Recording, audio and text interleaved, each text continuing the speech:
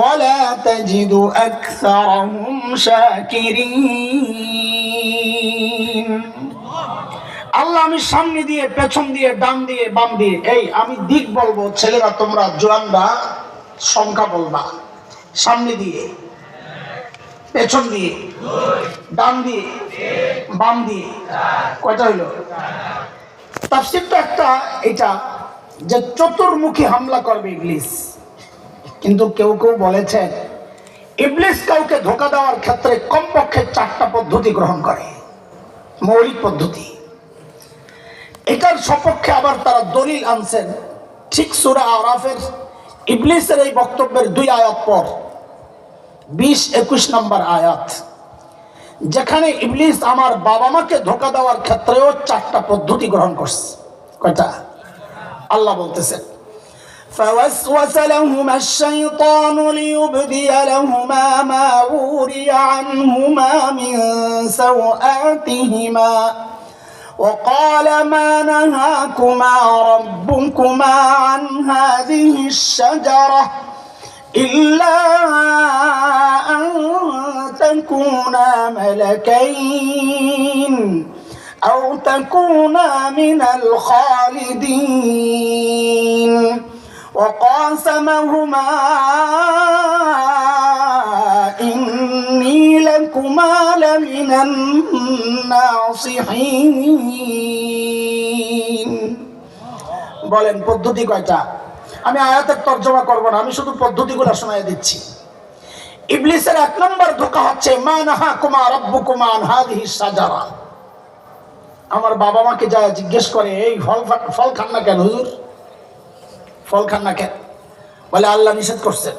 বলে আরে হুজুর আল্লাহর কথা তো বুঝেন নাই, না কেরা মারেফার পেঁচ দিছে বলে আমার আগে বুঝেন, সাধারণরা বুঝেন। এইবার ধরেন এই লাইনে 10টা কাঁঠাল গাছ আছে, আল্লাহ বলছেন এই কাঁঠাল গাছের কাছে যাও না। এখন ইবলিস গিয়ে জিজ্ঞেস করতেছে ফল কেন খান না? বলে আল্লাহ নিষেধ করছে। ইবলিস বলে হায় হায়, আল্লাহ এই 1 নম্বর গাছ যে আছে না নির্দিষ্ট আশ-শাজারা, এই গাছের ফল খাইতে নিষেধ করছেন, আরো যে 9 গাছ রয়ে গেছে এটা তো নিষেধ করে নাই। তাহলে আল্লাহর কালামের সর্বপ্রথম ব্যাখ্যা কে দিল? কথা বলেন। মুফাসসির হুজুরের নাম কি? হ্যাঁ, কাজী নামের শুরুতে মুফাসসির ইয়া বড় টুপি হাবা কাবা এগুলো দেখেই কাত হয়ে যায় না, খবর লাগান ও লেখাপড়া করছে কোন জায়গায়। আল্লাহর কালামের সর্বপ্রথম ব্যাখ্যা দিছে ইবলিস, তাও কার সামনে? একজন নবীর সামনে। কার সামনে? আবার বলেন আমাকে, আল্লাহর কালামের ব্যাখ্যা দিছে ইবলিস কার সামনে? তো এখন আপনারা কেন অবাক হন? মুমতাজরা যখন শরীয়তের ব্যাখ্যা দেয়, ইবলিস দিছে শরীয়তের ব্যাখ্যা, আল্লাহর কালামের ব্যাখ্যা নবীর সামনে। ইবলিসের দোসররা এখন শরীয়তের ব্যাখ্যা দিবে নবীর ওয়ারিসদের সামনে। এটা অবাক হওয়ার কি আছে? সিস্টেম তো পুরানটাই, খালি প্যাকেট পাল্টাইছে, ভিতরে জিনিস কিন্তু এক। সময়ের আলেমদের কাজ হচ্ছে ওই পোটলা ছিঁড়া দেখায় দেওয়া, জিনিস কিন্তু পুরান নাই। শয়তানের 1 নম্বর ধোঁকা দেখছে ব্যর্থ।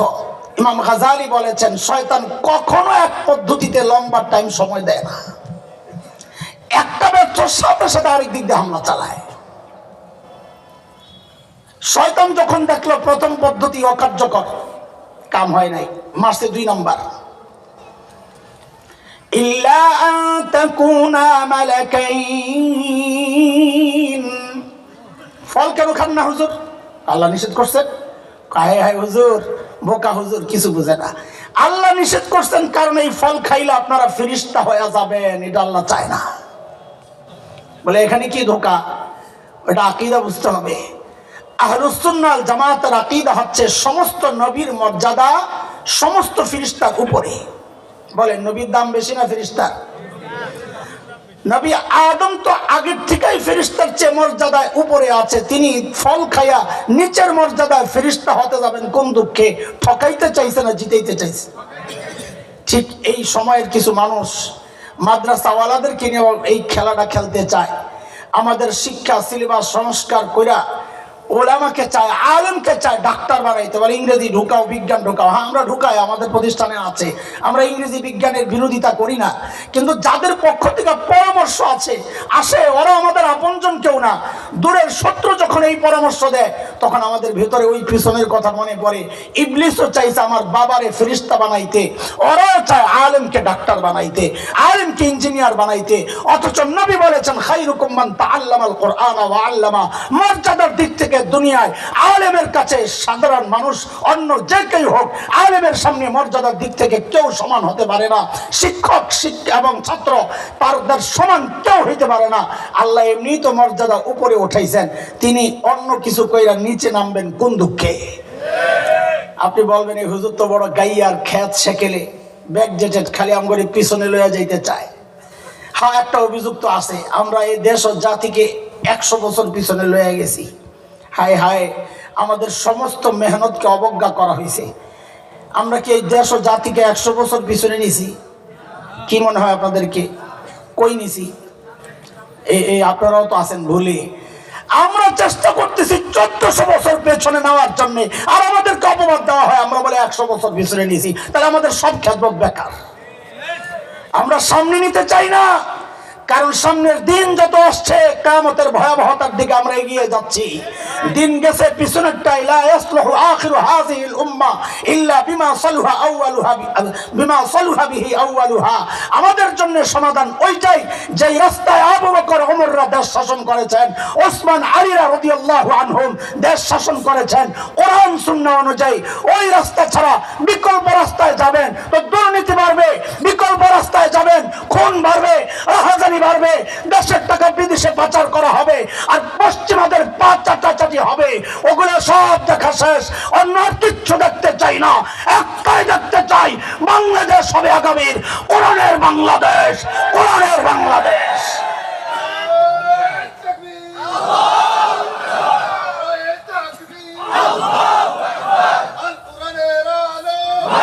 মুহতারাম হাজরিন, সচিবালয় কি করবেন? সংসদে জানলে সচিবালয়কে অন্ধকার থাকবো, সব জায়গায় জানতে হবে, ঠিক আছে না? আমাদের স্লোগান গুলা নিয়ে বসা দরকার, যে স্লোগান ঠিক করো। পোলাবেন স্লোগান দেয় জিহাদ জিহাদ জিহাদ চাই, বলো। আর পরেরটা না কবি বেটা, একটা তো আমি কইছি, তো যদি জিহাদ করে বাঁচতেই চাস তোর যাওয়ার দরকার নাই, আমার বিপদের কারণ হবে। আমি তো যাবো শাহাদাতের জন্য, কথা বলে। জিহাদে যাইতে হবে শহীদ হওয়ার জন্য, বাঁচার জন্য না। বহু স্লোগান আছে, আমি খালি বসে বসে হাসি আর চিন্তা করি। এগুলা নিয়ে গবেষণা হওয়া দরকার, ঠিক করা দরকার এগুলারে। শয়তান যখন দেখলো 2 নাম্বার ধোকায় কাজ হয় নাই, এইবার মারছে 3 নাম্বার। আও তাকুনা মিনাল খালিদিন। ফল কেন খান না? বলে আল্লাহ নিষেধ করেছেন। বলে আরে হুজুর, আল্লাহ কেন নিষেধ করেছেন আপনারা তো বুঝেন নাই। এই ফল খাইলে জান্নাতে স্থায়ীভাবে থাকার ব্যবস্থা হবে, আল্লাহ চান না। কারবার দেখছেন, আদম আর হাওয়াকে আল্লাহ কি জান্নাতে স্থায়ীভাবে থাকার জন্য বানাইছিলেন? কই পাঠাবেন বইলা বানাইছেন? وَإِذْ قَالَ رَبُّكَ لِلْمَلَائِكَةِ إِنِّي جَاعِلٌ فِي الْأَرْضِ خَلِيفَةً। কই পাঠাবেন? কথা বলে না, কই পাঠাবেন? বাকি একটা প্রশ্ন তো আপনাদেরও জাগতে পারে, যদি দুনিয়ায় পাঠানোর জন্য বানায়েই থাকেন তো জান্নাতে পাঠাইছেন কি জন্যে? যে দুনিয়ায় করোনা চলতেছে, জান্নাত থেকে টিকা দিয়া যান এই জন্যে। যে রাস্তায় গ্যাস পাম্প পাইবেন না, যে বাহন দিয়া যাবেন দুনিয়ায়, গ্যাস লোড করে লইয়া যান, তেল বেশি করে লইয়া যান, ওই জন্যে জান্নাতে পাম্পে গেছিলেন। কথা বলেন। আর একটা কিছু বলবেন তো, তো পাঠাবেন এক জায়গায়, মাঝখানে আরেক জায়গায় নিলেন কেন? ওখানে নেওয়ার কারণে তো গ্যাঞ্জাম লাগলো। প্রশ্ন জাগে না জাগে না? সূরা তাওবা 111 নম্বর আয়াত, 11 নম্বর পারা। ওখানে আল্লাহ তাআলা আমার আর আপনার কাছে জান্নাত বিক্রির প্রস্তাব করছেন। কিনতে রাজি? কে কে রাজি দেখি তো? আল্লাহু আকবার। হায় হায়, আমিও রাজি ইনশাআল্লাহ, জান্নাত কিনতে রাজি। ও ভাই, জান্নাত যে কিনবেন দেখছেন? এখন তো হুজুররা ফতোয়া দিবে আপনার বিরুদ্ধে যে যে জিনিস দেখা যায় না এটা কিনা চলবে না। পানির নিচে মাছ বেচা বিক্রি চলবে না। মাল হস্তান্তরযোগ্য, মাল বেচা বিক্রির জন্য কিছু মৌলিক শর্ত আছে, হস্তান্তরযোগ্য হইতে হয়, দেখতে হয়, সব জানাশোনা থাকতে হয়। তো জান্নাত তো দেখি নাই, না দেখে কেনার জন্য রেডি হয়ে গেলেন। ওই জন্যই তো নাস্তিক মুরতাদরা বলে আমরা নাকি অন্ধবিশ্বাসী, যা শুনি তাই বিশ্বাস করি। আমরা কি অন্ধবিশ্বাসী না বুঝে শুনে বিশ্বাসী? কেমনে বুঝে শুনে বিশ্বাসী হইলেন? জান্নাত তো না দেখে কেনার জন্য রেডি হয়েছেন। বলি রাখেন রাখেন, কথা বললেন না। আপনারা বলেন তো, আপনাদের এই অঞ্চলে মেয়েদেরকে বিয়ে দিলে শ্বশুর বাড়ি দেখার জন্য মেয়ে নিজে যায় না অভিভাবক যায়? আরে গার্জিয়ান যায় না, মেয়ে নিজে যায়। তো আপনাদের এলাকার মেয়েরা তো মাশাআল্লাহ খুব ভালো, কিন্তু আমি যে এলাকায় থাকি শাহবাগের আশেপাশে, ওইখানের মাইয়া দুই রকম। এক মেয়ে হচ্ছে মা বাবার বাধ্য সন্তান, ওর সামনে বিয়ের আলাপ করলে লজ্জায় চলে যায় আরেক ঘরে। ছোট কেউ থাকলে, কাজিন থাকলে অথবা ভাবি টাবি থাকলে ওদের কাছে যায় বলে কি, আব্বা আম্মাকে বলেন আমার দেখার দরকার নাই, শোনার দরকার নাই, জানার দরকার নাই, ওনারা দেখলেই হবে, আমার দেখার দরকার নাই। আরেক মেয়ে আছে শাহবাগে স্লোগান কন্যা, রাতের আধারে স্লোগান দেয়। ওই বেডিরে যদি বলে তোর বিয়ে দেখতেছি, তো ও চিন্তায় পড়বে এক্স এক্স, আগেরটার কি হবে? আমাকে একটু বেটার অপশন চুজ করার একটু সুযোগ দিতে হবে মা, আমি একটু দেখে নেই কোনটা ভালো। তো নিজে দেখতে যাবে। আমি জিজ্ঞেস করি আপনারা মা বাবার বাধ্য সন্তান না অবাধ্য সন্তান? বলেন বলেন বলেন। বাধ্য সন্তান, আলহামদুলিল্লাহ, তাইলে তার কোনো সমস্যা নাই। এইবার বুঝেন কেন আমার বাবা মাকে আল্লাহ জান্নাত থেকে ঘুরাইয়া আনছেন, যেন কিয়ামত পর্যন্ত নাস্তিক মুরতাদদের জবান বন্ধ হয়ে যায় যে আমরা জান্নাত না দেখেই কেনার জন্য রেডি হই নাই, বরং আমরা মা বাবার বাধ্য সন্তান। আমাদের বাবা আদম জান্নাত দেখছেন, আমাদের মা হওয়া জান্নাত দেখছেন, আমাদের দেখার দরকার নাই। শয়তান যখন দেখলো সর্বনাশ, এই হুজুর তো বড় কট্টর মৌলবী, হুজুর তোমারে ধোকা দেওয়ার রাস্তা আমার জানা আছে। কি সেটা? ধর্মীয় লেবাস, ধর্মীয় আওয়াজ, ধর্মীয় সুর, দিনই লেবাসে নেক্সট শুরুতে ধোকা। এটার নাম কি? এই দেখেন না, নির্বাচন আইলে কিছু মানুষ টুপি টাপি লাগায় হাসান বসরি হয়ে যায়। এই কার থেকে শিখছে? শয়তান থেকে। এটা হচ্ছে শয়তানের চূড়ান্ত শেষ ধোকার একটা প্রক্রিয়া। যখনই সে দেখে কোন রাস্তায় কাজ হচ্ছে না, তখন আস্তে টুপি টাপি লাগায় পুরা আল্লাহ বান্দা বুজুর্গ হয়ে যায়। এখানেও শয়তান তাই করেছে। তিন প্রক্রিয়ায় ব্যর্থ হইয়া শয়তান এবার আল্লাহ খোদার নাম নেওয়া শুরু করছে। কি? 4 নাম্বার, ওয়াকাসামাহুমা ইন্নী লাকুমা লামিনান নাসিহিন। আল্লাহর কসম খায়া বলি আমি আপনাদের হিতাকাঙ্ক্ষী, আমারে ভুল বুঝেন না। সুবহানাল্লাহ। শয়তান যার হিতাকাঙ্ক্ষী হয় তার আর শত্রু লাগে। আমেরিকা যার বন্ধু হয় তার আর শত্রু লাগে। ভারত যার বন্ধু হয় তার আর শত্রু লাগে। কথা কও, কথা কও।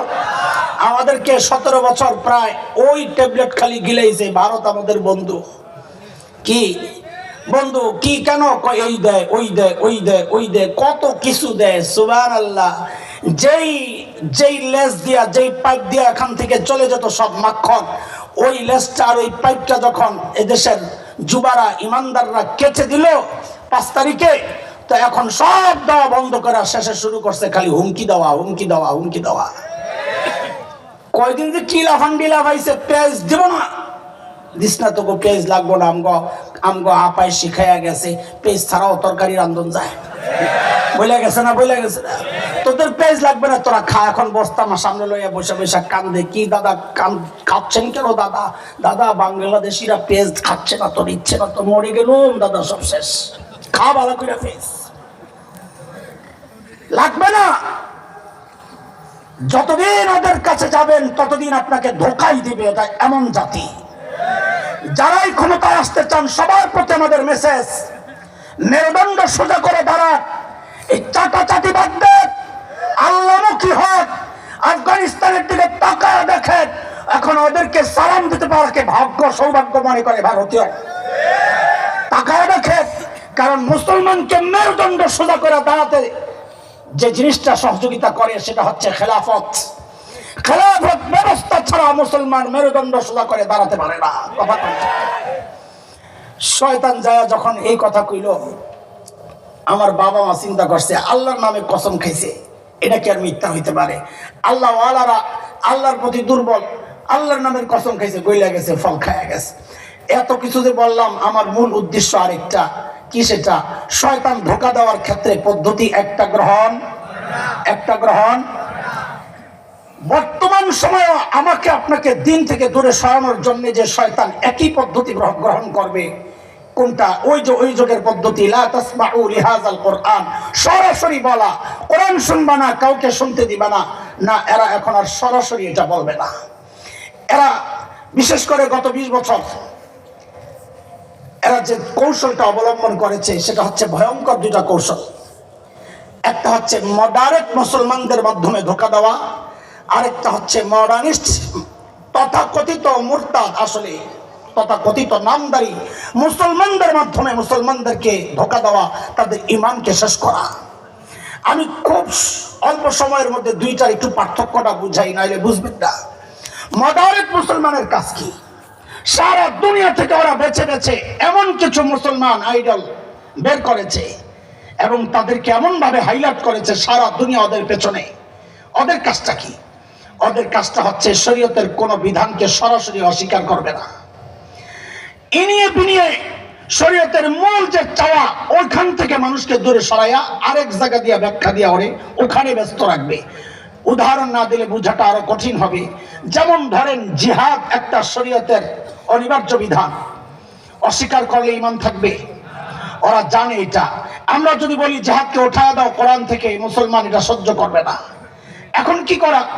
এখন শুরু করছে ঘুমটা টুন্ডা মাথায় দিয়া, অথবা কেউ কেউ টাইটুই লাগায়, স্মার্ট বয়, মাশাআল্লাহ, ইংরেজি বড় আলেম। কেন ইংরেজি বলে? তো কি বলে? আরে অনেক বড় হুজুররা কি জানে? ও বাপরে বাপ, কেন এত বড় আলেম কেমনি বুঝলা? ইংরেজি বলে। কি বলে? ইংরেজি বলে। কি স্মার্ট কথাবার্তা! ওদেরকে দিয়ে দিয়ে এই জিহাদ সহ এরকম বহু বিধান আছে যেগুলি ইনিয়ে বিনিয়ে পেঁচিয়ে চেঁচিয়ে এমন একটা অর্থ দাঁড় করাবে যেই অর্থ শরীয়তের অর্থের ধারে কাছেও না।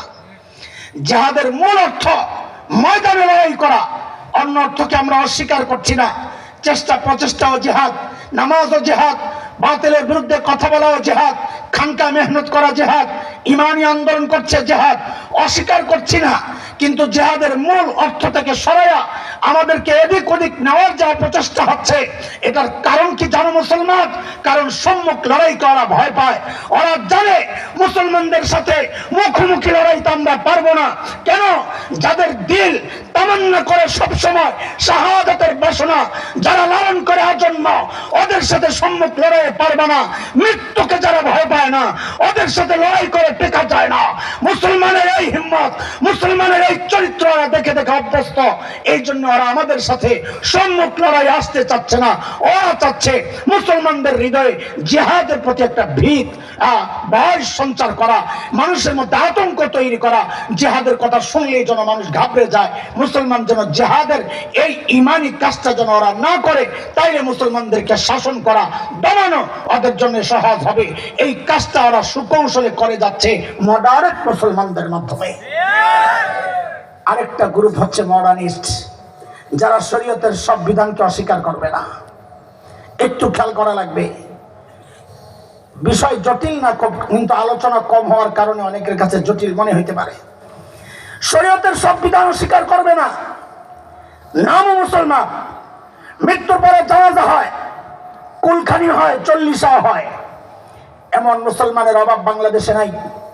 বহু মুসলমান আছে, নামধারী মুসলমান, অথচ শরীয়তের দৃষ্টিকোণ থেকে সমস্ত মুফতি তার বক্তব্যকে একসাথে করলে বলবে যে সে আর মুসলমান নাই, সে মুরতাদ হয়ে গেছে। মুরতাদের বিধান কি? তার সমস্ত নেক আমল বাতিল, সে কাফের। শেখ আবুল হাসান আলী নদভী রহমতুল্লাহ আলাইহির একটা সূক্ষ্ম কথা, যেটা এই সময়ের জন্য, বিশেষ করে আমার এই বাংলাদেশের জন্য কতটা বাস্তবমুখী একটু খেয়াল করেন। শেখ আবুল হাসান আলী নদভী বলেছেন, ইসলামের শুরুর যুগে নবীজি সাল্লাল্লাহু আলাইহি ওয়াসাল্লামের যুগেও মানুষ মুরতাদ হয়েছে, ইসলাম থেকে বের হয়েছে। সাহাবীদের যুগেও বের হয়েছে, নবীজির যুগে বের হয়েছে। যেমন আপনাদেরকে একটা উদাহরণ শোনাই। মক্কা বিজয়ের দিন নবীজি যখন মক্কায় ঢুকলেন, নবীজি কি করলেন? সাধারণ ক্ষমা ঘোষণা করলেন, এই বলে, লা তাসরিবা আলাইকুমুল ইয়াউম, আজকে কোনো প্রতিশোধ নাই, সব ক্ষমা করে দিলাম। কিন্তু কিছু মানুষের নাম বলেছেন নবীজি, এদের ক্ষমা নাই। মালউনিন আইনামা সুকিফু উখিযু ওয়া কুতিলু তাকতিলা, এদেরকে যেখানেই পাওয়া যাবে ধৈরাই হত্যা করতে হবে। এরা কারা? ঐতিহাসিকদের ভিন্ন ভিন্ন মত আছে সংখ্যা নিয়ে, কিন্তু বিখ্যাত আলিম শেখ ইবনে তাইমিয়া রাহমাতুল্লাহি আলাইহির বিখ্যাত কিতাব আছে আস-সারিমুল মাসলুল আলা শাতিমির রাসূল। ওই কিতাবে শেখ ইবনে তাইমিয়া 15 জনের নাম আনছিলেন। কতজন? 15 জন। আব্দুল্লাহ ইবনে খাতাল, কুরতুনা, কুরাইনা, সাররা, মাকিস ইবনে সুবানা, ফুয়াইরিস ইবনে নাকিদ, আব্দুল্লাহ ইবনে জুবাইরা, আব্দুল্লাহ ইবনে সাদ ইবনে আবি সারাহ, ইকরামা ইবনে আবি জাহল, হুবার ইবনে আল-আসওয়াদ, হুবাইরা বিনতে আবি ওয়াহাব আল-মখজুমি, কাব ইবনে জুহাইর, হারিস ইবনে তালাতিল, ওয়াহশি ইবনে হারব, হিন্দা বিনতে উতবা। এই 15 জনের নাম ঘোষণা করেছেন নবীজি। ওদেরকে যেখানেই পাওয়া যাবে ধৈরাই হত্যা করতে হবে। এর মধ্যে একটা ছিল আব্দুল্লাহ ইবনে খাতাল, শুরুর নাম। এই আব্দুল্লাহ ইবনে খাতালের ইতিহাস পড়লে দেখা যায় ও মুসলমান হয়েছিল, মদিনাতে ছিল, কিন্তু মদিনার রাখালদেরকে হত্যা করে পশুগুলা নিয়ে মক্কায় পালায় আইসা মুরতাদ হয়ে গেছে। কি বুঝা গেল? নবীর যুগেও মানুষ ইসলাম থেকে বের হইছে, সাহাবীদের যুগেও ইসলাম থেকে বের হইছে। প্রমাণটা সবাই জানা। মুসাইলিমাতুল কাজ্জাব, রিয়াদের কাছের এক অঞ্চল ইয়ামামা, সেখানকার এক বড় গোত্র বনু হানিফের এক সান্ডা পান্ডা মুসাইলিমা, মিথ্যা নবুয়তের দাবিদার, তার অনুসারীরাও ইসলাম থেকে বের হয়ে গেছে সাহাবীদের যুগে। শেখ আবুল হাসান আল নদভী মিয়া বলেন, ওই সময় মানুষ ইসলাম থেকে বের হয়েছে, বর্তমানে তার চেয়ে বেশি বের হচ্ছে। পার্থক্য কি? অবস্থ পার্থক্যটা খেয়াল করেন, বড় ভয়ঙ্কর মেসেজ। পার্থক্য হচ্ছে ওই যুগে যারা ইসলাম থেকে বের হতো সে নিজে জানতো আমি আর মুসলমান নাই। যেই সমাজে মুরতাদ হয়েছে সমাজ জানতো সে ইসলামে নাই, যার কারণেই তো তার বিরুদ্ধে জিহাদ হয়েছে। কিন্তু আফসোস, এই যুগে তার চেয়ে 1000 গুণ বেশি মানুষ মুরতাদ হচ্ছে, কিন্তু আফসোস যে মুরতাদ হচ্ছে সে নিজে জানে না আমি ইসলাম থেকে বের হয়ে গেছি। যেই সমাজে মুরতাদ হয়েছে ওই সমাজও জানে না সে ইসলাম থেকে বের হয়ে গেছে। আমি 3টা উদাহরণ দিই, তাহলে আপনাদের কাছে বিষয়টা ক্লিয়ার হবে। 2013 শাহবাগের গণজাগরণ মঞ্চ মনে আছে? যুদ্ধাপরাধীদের বিচার ত্বরান্বিত করার দাবিতে ওইখানে কিছু নাস্তিক ব্লগার কুলাঙ্গার প্রিয় নবী সাল্লাল্লাহু আলাইহি ওয়াসাল্লামের বিরুদ্ধে এমন সব জঘন্য লেখালেখি করেছিল। হায়, ইমানদার হিসাবে আমাদের তো ভেতরটা জ্বলে শেষ হয়ে গেছে, কিন্তু কিছু করতে পারছিলাম না। কিন্তু আমরা করতে না পারলে কি হবে? আমি হাসান জামিলের চেয়েও শক্তিশালী মজবুত ইমানওয়ালা বহু যুবক তো আছে। এই যুবকগুলো নবী প্রেম, এশকে নবী যে উদাহরণ তারা দেখিয়েছে, সেটা কি করেছিল? ওই নাস্তিকদের মধ্যে একটা ব্লগার থাবা বাবা রাজীব হায়দার, তাকে হত্যা করেছিল। নবীর দুশমনদের শাস্তি এটাই হওয়া উচিত। কিন্তু আফসোস, রাজীব হায়দারকে হত্যার পর পলাতক প্রধানমন্ত্রী, তৎকালীন প্রধানমন্ত্রী শেখ হাসিনা সেদিন সংসদে দাঁড়াইয়া বলেছিল রাজীব হায়দার হচ্ছে দ্বিতীয় মুক্তিযুদ্ধের প্রথম শহীদ। আল্লাহর নবীকে যে গালি দেয় সে আবার শহীদ কি করে হয়? এই কথা কেন বললো? সমাজ জানে না সে ইসলাম থেকে বের হয়ে গেছে। জানাজা হইল শাহবাগে, কাফেরের জানাজা হয়, ওর জানাজা কেন হইল? সমাজ জানে না সে ইসলাম থেকে বের হয়ে গেছে। এখন আপনাদের কেউ বলতে পারে যে হুজুর জানাজা পড়াইছে তো আপনার মতো কোন হুজুর, আপনারা না পড়লে তো জানাজা হইতো না। ভাই, ক্ষমতার দাপট, আমার ভাইটাকে জোরপূর্বক নেওয়া হয়েছে জানাজা পড়ানোর জন্য। ওরা ওদের শক্তি দেখাইছে, মাওলানা শক্তি দেখাইয়া দিয়েছেন। কি করছে জানেন? ওযু ছাড়া জানাজা পড়াইয়া দিচ্ছে। জানেন না? পরদিন পত্রিকায় আরেকটা রিপোর্ট আসছে বড় আজীব। 3 তাকবীরে জানাজা হয়েছে। কয় তাকবীরে? এই জানাজায় তাকবীর কয়টা? আমি একজনকে জিজ্ঞেস করলাম, আচ্ছা এই যে 3 তাকবীরে জানাজা হইলো, পিছনে যে এত মানুষ কেউ লোকমা দেয় নাই, ভুল ধরে নাই যে তাকবীর একটা কম হইছে? উনি জবাবটা দিয়েছেন বড় আজীব। বলে পেছনে যে খাটাসগুলা দাঁড়াইছে ওই খাটাসগুলা জানলে না জানাজায় তাকবীর কয়টা।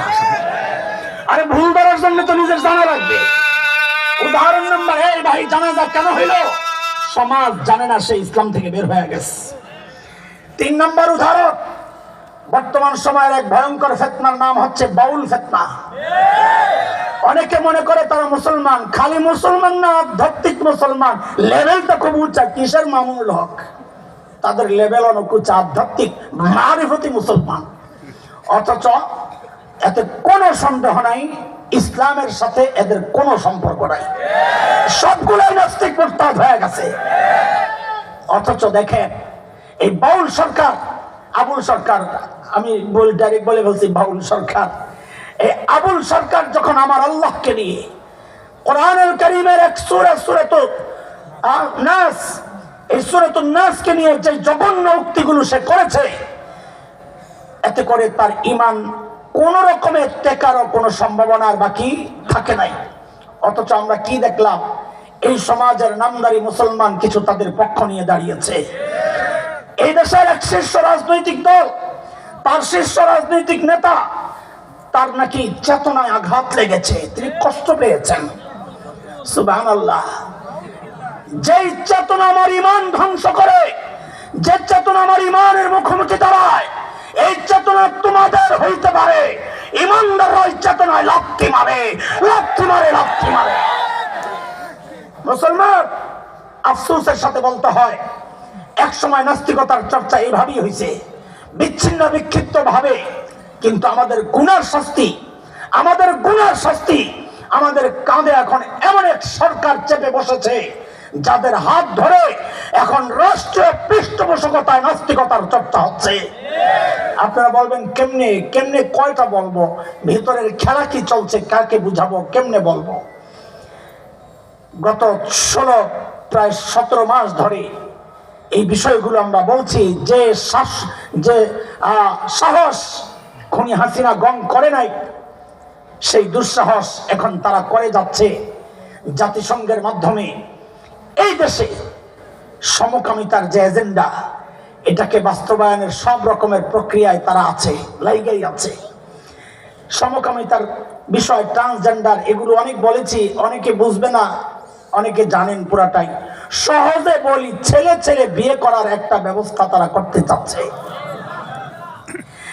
গত শুক্রবারের আগের শুক্রবার শাহবাগ দিয়ে যাচ্ছি, পোড়া কপাল, আমার তো ওদিকে যাইতে হয়, এরিয়া পার হইয়াই যাচ্ছি, দেখি মিছিল হচ্ছে, ভাষণ দিচ্ছেন একজন। কিসের ভাষণ?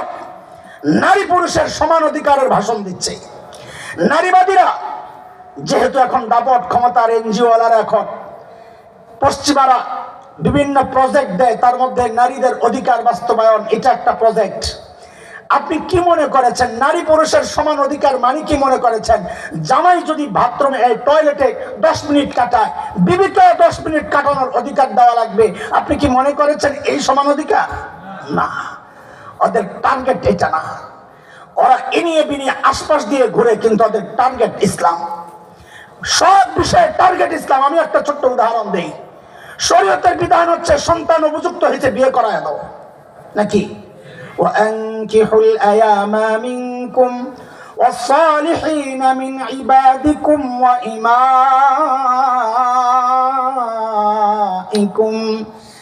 إن يكونوا فقراء يغنيهم الله من فضله والله واسع عليم। ছেলে মেয়ে উপযুক্ত হয়েছে, বিয়ে করায় দাও। শয়তান দেখছে, আরে সর্বনাশ, তাড়াতাড়ি বিয়ে হইলে আমি জিনা কেমনে করাবো, পীড়িত কেমনে করাবো। শয়তানের টার্গেট হচ্ছে বিয়েকে লেট করানো। এখন এটাকে কেমনে বাস্তবায়ন করা যায়? তো শয়তান ওদের মাথার মধ্যে ঢুকাইয়া দিয়েছে একটা বাল্য বিয়ের এক স্লোগান। কি বাল্য বিয়ে? বাচ্চারা বিয়ে করবে কি? বিয়ে মানে কি মনে করছো? ওই ছোট্ট মেয়েটা যায়া ঘরে রান্না করতে পারবে, পেটে বাচ্চা নিতে পারবে। আরে খোদা, বিয়ে মানে খালি এটাই বুঝছো? নবীজি বলেন বিয়ে হচ্ছে আগাদ্দুলিল বাসার, চোখের হেফাজতের জন্য। বিয়ে হচ্ছে লজ্জাস্থানের হেফাজতের জন্য। আর তুমি বানাইছো বিয়ে মানে রান্না করা। সমস্যা তো এই জায়গায়। কিন্তু দেখেন, বাচ্চাদের বিয়ে ওদের টার্গেট না, ওদের টার্গেট ইসলাম। কেন? আমি একটু একটা উদাহরণ দিই। বগুড়া এক গল্প, পত্রিকায় আসছে রিপোর্ট। ওদের ভাষায় বাল্য বিয়ে হচ্ছে অনুপযুক্ত দুইটা ছেলে মেয়ে, আসলে শরীয়তের দৃষ্টিকোণ থেকে আর উপযুক্ত বালেগ বা বালেগা। বিয়ের মজলিস রেডি। এর আগে আলোচনা হয়েছে না? হঠাৎ করে কি মজলিস হয়ে গেছে না আগে আলোচনা হয়েছে? কথা বলে। তো বিয়ে করছে কারা? ছেলে মেয়ে। বলেন আমার সাথে, বিয়ে করছে কারা? বলেন, বিয়ে করছে কারা? ছেলে মেয়ে। করাচ্ছে কারা? বাবা মা, অভিভাবক। বয়স বাড়ায় দেখাবে, সরকারি নথিভুক্ত করবে কাজী। আমার সাথে আবার বলেন তো কথাগুলো, বিয়ে করছে কারা? করাচ্ছে কে? সরকারি নথিভুক্ত করবে কে? সব ওকে। আর কোন ঝামেলা নেই। এখনকার কাম ঘটা দেওয়ার জন্য হুজুরে ডাক দিছে, ইমাম সাহেব লই আয়। ইমাম সাহেব বেচারা বিকেলবেলা খবর পাইয়ে দেরি করে নাই, জামাটা গায়ে দিয়া পান্ডা চাবাইতে চাবাইতে আয়া পড়ছে। বিকালের বাজারের ব্যবস্থা আল্লাহ তাআলা করছেন। কোন দোয়া কবুল হয়েছে কে জানে। বেচারা তো আইসে বিয়ার মজলিসে খালি বসছে। কে জানি 999 ফোন দিয়া দিছে, ওই বাড়িতে বাল্য বিয়ে হচ্ছে। সাথে সাথে পুলিশ চলে আসছে। আরে পত্রিকায় আসছে, সাথে সাথে পুলিশ চলে আসছে। পুলিশ আইসা কি করছে জানেন? পুলিশ আইসা গ্রেফতার করছে ইমামকে। খেয়াল করেন, পুলিশ গ্রেফতার করছে কাকে? ইমাম বিয়ে করছে। ইমাম কি বিয়ে ঠিক করছে? ইমাম কি সরকারি নথিভুক্ত করছে? বিয়ে করছে ছেলে মেয়ে, পুলিশ ধরলো না ছেলে মেয়েকে। বিয়ে করাচ্ছে বাবা মা, পুলিশ ধরলো না বাবা মাকে। সরকারি নথিভুক্ত করছে কাজী, পুলিশ ধরলো না কাজীকে। পুলিশ ধরলো কাকে? ইমামকে। কেন? ওদের টার্গেট হচ্ছে ইসলাম। অথচ এই 14 বছরের মেয়েটা প্রেমিকের হাত ধরে পার্কে পার্কে ঘুরে বাল্য প্রেম বলে ওদেরকে কেউ আটকায় না। এই 14 বছরের মেয়েটা ফ্ল্যাটে ফ্ল্যাটে পতিতাবৃত্তি করে বাল্য পতিতাবৃত্তি বলে ওদেরকে কেউ আটকায় না। আটকাইতে মনে চায় কখন? যখন ইসলাম মেনে শরীয়ত মেনে বিয়ে বন্ধনে আবদ্ধ হতে যায়, তখন ওদের আটকাতে মনে চায়। কেন? ওদের টার্গেট হচ্ছে ইসলাম। বলছিলাম কথাটা, সমান অধিকারের মানে কি বুঝছে? মানে হচ্ছে ইসলামের কোন এক বিধানকে ঠেক দেওয়া। শরীয়তের বিধান হচ্ছে লিজাকারি মিসলু হাজ্জিল উনসায়াইন। এই আল্লাহ বলেছেন ছেলে পাবে যা, সূরা নিসা 11 নম্বর আয়াত। ছেলে পাবে যা, মেয়ে পাবে তার অর্ধেক। মেয়ে পাবে যা, ছেলে পাবে তার ডাবল। একটু চিৎকার করে বলেন তো, এই সিদ্ধান্ত কি হাসান জামিলের? এই সিদ্ধান্ত কি আল্লামা খালেদ সাইফুল্লাহ ইউবির? এই সিদ্ধান্ত আল্লামা মামুনুল হকের?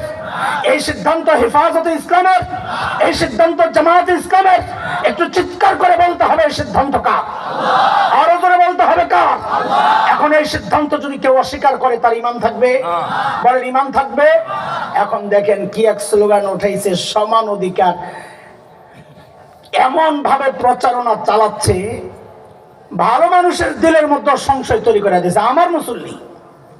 আমার মুসল্লি যাদেরকে আমি ওয়াজও করি, ওয়াজও করি, আমি বয়ান করি, যখন ওয়াজও করি, ওয়াজও করি, আমি যাদেরকে ওয়াজ করি এমন একজন আমারে বলে কি জানেন, সংশয় কিভাবে ঢুকছে দেখেন। আমাকে বলে কি, হুজুর যাই বলেন না কেন আপনারা, এই বিধানটা না আমারও কেমন কেমন জানি লাগে। ওনার কথা শেষ হওয়ার আগে আমি ওনার মুখের দিকে আঙ্গুল তুলে বলে দিছি, আপনার ইমানটা নিয়েও আমার কেমন কেমন জানি লাগে। কথা ঠিক আছে না? কথা ঠিক আছে। এ কথা কি আমার না আল্লাহর? আল্লাহ বলেছেন 22 নম্বর পারার 2য় পৃষ্ঠা সূরাতুল আহজাবের 36 নম্বর আয়াত। আল্লাহ বলেন, ওয়ামা কানা লিমুমিনিন ওয়ালা মুমিনাতিন ইযা কাদাল্লাহু ওয়া রাসূলুহু আমরা আন ইয়াকুনা লাহুমুল খিয়ারাতু মিন আমরিহিম। আল্লাহর রাসূলের কোন বিধান আসার পর কোন কেমন কেমন লাগে এই কথা বলার সুযোগ নাই। মেনে নেওয়ার নাম হচ্ছে ইসলাম। বলেন মেনে নেওয়ার নাম। আর এরপরেও বলি, অনেকের একটু ভিতরে কেমন কেমন লাগতেও পারে। আমাদের কাজ কি? সময়ের আলেমদের কাজ হচ্ছে আপনাদের ভেতরকার ওই সংশয়কে দূর করা। ওরা চায় কি? সমান অধিকার, ছেলে আর মেয়ে সমান সমান পাবে। ইসলাম দিয়েছে ন্যায্য অধিকার। বলেন ওরা কি চায়? ইসলাম কি দিয়েছে? এই সমান অধিকার, ন্যায্য অধিকার। কি বলবো? এ বাপ তুই দাঁড়াও তো, তুমি দাঁড়াও তো, দাঁড়াও দেখি তোমার সাইজটা দেখি। সাইজ তো আরো লম্বা দরকার। এই পিছনে লম্বা আছে না? মোবাইলে সবচেয়ে ভালো হইতো। পিছনে লম্বা আছে, একটা বের করেন না। পিছনে আসেনি লম্বা, তাহলে ওঠান লাগে না। একজনকে পাঠান না, দেরি করেন কি জন্যে? ধরে নিয়ে আসে। তুমি আপনি আচ্ছা আসেন, আসেন। কি কম পাইছি, মামুন ভাই মাদ্রাসা আইছি তো, এখন আর লম্বা এগুলারই মনে হয় না। মাশাআল্লাহ, তাও সাইজ ঠিক আছে। আর একটু ছোট একজন দরকার, তাড়াতাড়ি, দেরি করেন না। দাঁড়াও, হ্যাঁ ঠিক আছে। আর একটু ছোট একটা দরকার, বাতাস করেন না, যাও। আচ্ছা ওটা মাঝখানে দেন। ঠিক আছে, ওদিকে দাঁড়াও। এখন তো সমস্যা। বয়ান করলাম কোরআন হাদিসের পক্ষে, যে এখন কোরআনওয়ালাদেরকে ক্ষমতায় আনতে হবে, পোলাবেন ফেসবুকে দেয়া দিয়েছে হাসান জামিল জামাত ইসলামের পক্ষে সরাসরি ভোট চাইল। তুমি যে হাত পাকা খারাইছ না, আবার শেষে পাই আমি হাত পাকার পক্ষে প্রচারণা চালাইতেছি। এটা রাত বেড়াতে একবারে সোজা খাড়া, দাঁড়ান ওখানে দাঁড়ান, লম্বা হয়ে ওদিকে দাঁড়ান না। আহা, তিনজন লাইন ধরে দাঁড়াইতে হবে। সব ঠিক করেন। হ্যাঁ, আচ্ছা, অত পারফেক্ট সাইজ এখন চুজ করা আমার জন্য মুশকিল, সময় কম। মনে করেন আমাদের মাওলানা আমার বড় আলেম পিছন দাঁড়িয়ে গেছে, এখন উদাহরণের সাইজে পড়ে গেছে, করবো কি আমি? ধরেন উনি যেই সাইজের, তার পাশেরটা 2 ইঞ্চি ছোট, এর পাশেরটা আরো 2 ইঞ্চি ছোট, বুঝেন? এখন একটা দেয়াল গেছে প্রথম জনের থুতনি বরাবর। আচ্ছা বলেন তো, তার চোখ উপরে আছে না? দেয়ালের ওই পাশে যা হচ্ছে সব দেখবে তো, তাই না? মাঝখানেরটার গেছে চোখ বরাবর, ও দেখবে? 3 নম্বর জনের গেছে কপাল বরাবর, ওর তো দেখার প্রশ্নই আসে না। পিছন থেকে একজন দেখছে, হারে বেচারারা, দেয়ালের ওই পাশে কি হচ্ছে 3 জনের দেখা দরকার, কিন্তু দেখতেছে কয়জন? তো পিছনের একজনের মায়া লাগছে, উনি 3টা ইট পাঠাইছেন, নাও এই 3টা ইট দিয়ে তোমরা দেখার ব্যবস্থা করো। এখন এই 3 ইট কিভাবে বন্টন করবে? ওই নারীবাদী সমান অধিকার, ওরা ওদেরকে দায়িত্ব দিলে ওরা বলবে সমান অধিকার, 3 জনের ইট 3টা দিয়ে দাও, সমান অধিকার। এখন 3 জনের যদি ইট 3টা দেয়, প্রথম জন তো ইট ছাড়াই দেখতো, ওই ইট ওনার জন্য বেকার, পায়ে দিয়ে দাঁড়ায় নিছে খামাখাই। মাঝখানের জন্য ইট একটা দিলে উনি দেখবে, কিন্তু বলেন তো 3 নাম্বারটার ইট একটা দিলে ও দেখবে? একটাই বঞ্চিত হইল কিনা? সমান অধিকার মানে হচ্ছে কেউ না কেউ বঞ্চিত হবে। ইসলাম কি বলে? হুজুর একজনের দায়িত্ব দিচ্ছে, হুজুর আপনি বন্টন করে দেন। হুজুর বলবে না, এখানে ন্যায্য বন্টন করতে হবে। প্রথম জনকে বলবে আল্লাহ তোমারে লম্বা বানাইছেন, তুমি ইট দিয়া কি করবা? 2 নম্বরে ইট দিবে একটা, 3 নম্বরটারে দিবে 2টা। এখন বলেন সবাই দেখবে কিনা? কথা বলেন, সবাই দেখবে কিনা? এটা হচ্ছে ন্যায্য বন্টন। এটা কি ইনসাফ? কোনটার মধ্যে? ন্যায্য বন্টনে না সমান বন্টনে?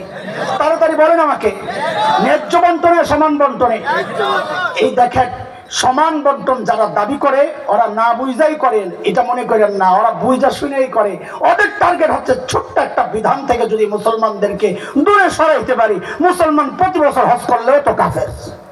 কথা বলেন, আরে কথা বলে। বসে বসে তাড়াতাড়ি যান। এখনো অনেকের কাছে ক্লিয়ার না। ছেলে আর মেয়ে বাবার কাছে আবদার করছে, আব্বা নানা বাড়িতে যাব। নানা বাড়ি কই? ওই ধরেন কলাতিয়া বাজারের ওই পাশে দিয়া যাও। হি হি বুঝেন, কিছু লাগবে আর কি।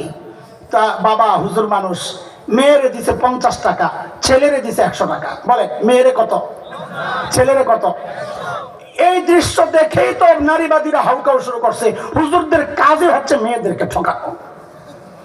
অথচ বাবা যে পরে একটা কথা বলছে, ওইটা শুইনাও না শোনার ভান করে। বাবা কি বলছে? ছেলেকে বাবা বলছে, আব্বা এই যে 100 টাকা দিলাম তোমারে, যাওয়ার সময় রিক্সা ভাড়া লাগবে 50 টাকা, আসতে লাগবে 50 টাকা, আব্বু ভাড়াটা তুমি দিয়ে দিও। এখন বলেন তো মেয়ের ব্যালেন্স কত, ছেলের ব্যালেন্স কত? আসলে ঠকছে কে, ছেলে না মেয়ে? কেউই ঠকা নাই, কারণ ছেলে কামাই রোজগার করতে পারবে, সমস্যা নাই।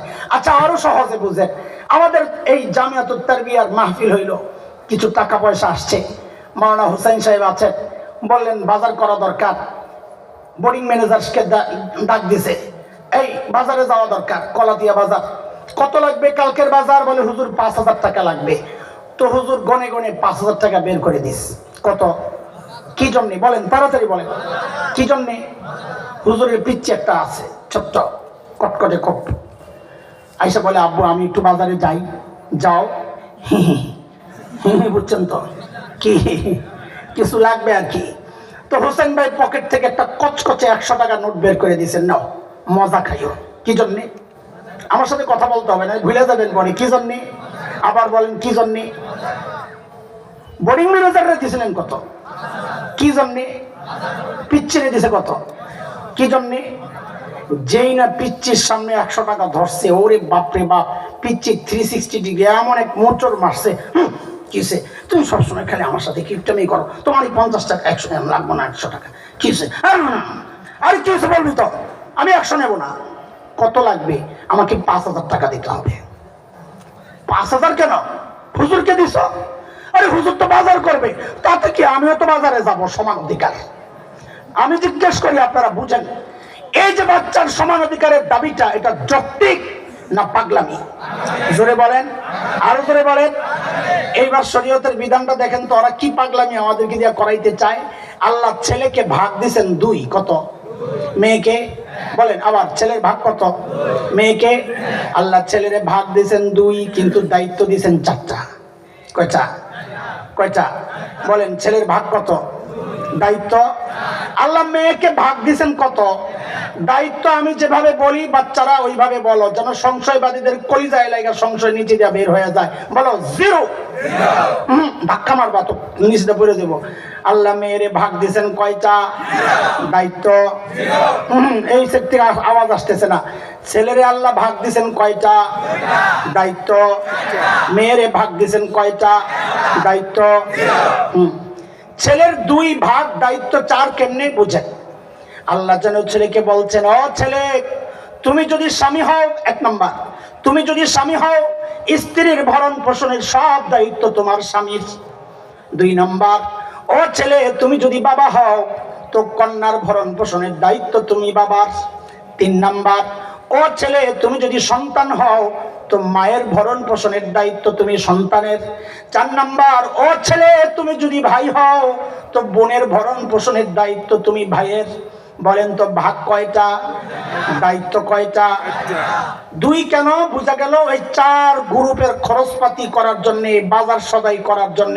সংক্ষেপে বলেন আমাকে, 2 কেন বাজার করতে? বলেন ওই আগের উদাহরণের সাথে মিলানোর জন্য। বলেন সবাই, 2 কেন? আবার 2 কেন? আবার বলেন 2 কেন? আল্লাহ মেয়েরে ভাগ দিয়েছেন কত? দায়িত্ব কয়টা? আবার জোরে। 0 কেমনে? 1 নাম্বার, ও মেয়ে, তুমি যদি স্ত্রী হও, তো তোমার সব ভরণ পোষণের দায়িত্ব তোমার স্বামীর। 2 নাম্বার, ও মেয়ে, তুমি যদি কন্যা হও, তো তোমার সব ভরণ পোষণের দায়িত্ব তোমার বাবার।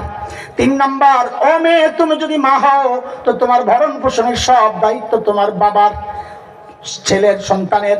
4 নাম্বার, ও মেয়ে, তুমি যদি বোন হও, তো তোমার ভরণ পোষণের দায়িত্ব তোমার ভাইয়ের। বলেন তো ভাগ কয়টা? দায়িত্ব। আবার বলেন জোরে, ভাগ কয়টা? দায়িত্ব। দায়িত্ব নাই, ভাগ আছে। দায়িত্ব নাই, ভাগ কি জন্যে? মজা খাইতে। বলেন না, ওই পিচ্ছির মজা ভুলে গেছেন নাকি? বলেন 1 কেন? বলে না কথা। এইবার 2টারে একসাথে করেন। ছেলের 2 কি জন্যে? মেয়ের 1 কি জন্যে? হ্যাঁ, সবাই একসাথে মুখস্থ করে বাইরে যান। ছেলের 2 কি জন্যে? মেয়ের 1 কি জন্যে? আবার বলেন, ছেলের 2 কি জন্যে? বাজার করতে। মেয়ের 1 কি জন্যে? এখন এই মজা খাওয়া গ্রুপ যদি বলে আমারও বাজারওয়ালার মতো সমান সমান দেওয়া লাগবে, বলেন এই দাবি যৌক্তিক না ওই হুজুরের পিচ্চির মতো পাগলামি? এখন এই পাগলামি গিলতে রাজি? এই পাগলামি ওরা আমাদেরকে সমান অধিকারের নামে গিলাতে চায়, গিলতে রাজি। যদি কেউ বাস্তবায়ন করতে চায়, কি করতে হবে? পক্ষ নিতে হবে। কথা কন, কথা কন, আরে জোরে বলেন। ওদের পক্ষে থাকতে হবে না প্রতিবাদ প্রতিরোধ করতে হবে? আপনাদেরকে বিশ্বাস হয় না? আপনারা ঠিক বলেন এখানে, আর যায় ভোট দেন ওখানে। ঠিক বলে এখানে ভোট দেয়, ঠিক নি কথা? এটাও ঠিক, তাই না? না না, ওই দিন শেষ। বলেন ওই দিন, ওই দিন। এখন যদি এমন দিনই কোনো ব্যাপার আসে, দেখেন আমি রাজনীতির বিষয়ে জানি না, এত কিছু বুঝি না, শুধু এতটুকু বুঝি ইসলামকে ক্ষমতায় আনতে হবে, কোরআনওয়ালাদেরকে ক্ষমতায় আনতে হবে, এটাই বুঝি। আমার সরল সহজ কথা। আমি নিজে যাব না, আমি পেছন থেকে ঠেলবো, খালি ঠেলা পাঠি আমি। হ্যাঁ যাক, আমাদের উপযুক্তরা যাক, আমি অনুপযুক্ত ব্যক্তি। ওখানে যায়া ওই আঙ্গুল তুলা বাতিলের বিরুদ্ধে চোখ তুলা কথা বলার মতো হিম্মত আমার নাই। আমি মানুষ দেখতে খাটো, ওরা আমারে ডরাইব না। মামুন ভাই কিছু না বললে দেখলে অত ডর লাগে। আরে কথা বলেন না, এটা আল্লাহ দিয়েছেন, তুমি করবা, হিংসা করে লাভ নাই। কিন্তু আপনাদের কাছে একটা দাওয়াত দিয়ে যাই, আমাদের কপাল খারাপ, আমরা এমন এক পজিশনে আছি ভৌগোলিক দিক থেকে, এই হামলাগুলো আমাদের উপর বারবার আসবে। পশ্চিমাদের এই হামলা বারবার আসবে। ইসলাম বিরোধী অপশক্তির এই হামলা বারবার আসবে। দোস্ত, রাজনৈতিক বিভক্তি আছে কি নাই আমি ওই দিকে যাচ্ছি না, একটা দাওয়াত দিয়ে যাই। এমন হামলা যখনই আসে, আলেমদের পক্ষ থেকে যখন প্রতিরোধের ডাক আসবে, তখন আলেমদের বিরুদ্ধাচরণ নয়, আওয়াজ উঠাইতে হবে একসাথে। আলেমের পাশে দাঁড়ায়া, আলেমের হাতে হাত রেখে, কাঁধে কাঁধ মিলিয়ে, মুষ্টিবদ্ধ হাত উঠিয়ে একসাথে উচ্চারণ করতে হবে, আল্লামা মামুনুল হকের এই জমিনে, আল্লামা আজিজুল হকের এই জমিনে, আল্লামা হাফিজের এই জমিনে, আল্লামা আহমদ শফির এই জমিনে নাস্তিকতার চর্চা করতে দেওয়া হবে না, দেওয়া হবে না। আসেননি, আসেনি, থাকবেন ইনশাআল্লাহ, থাকবো তো ইনশাআল্লাহ। আল্লাহ তাআলা এই দেশ ও জাতির ঈমানকে হেফাজত করেন, এ দেশের স্বাধীনতা সার্বভৌমত্বকে হেফাজত করেন। এর জন্য হেফাজতের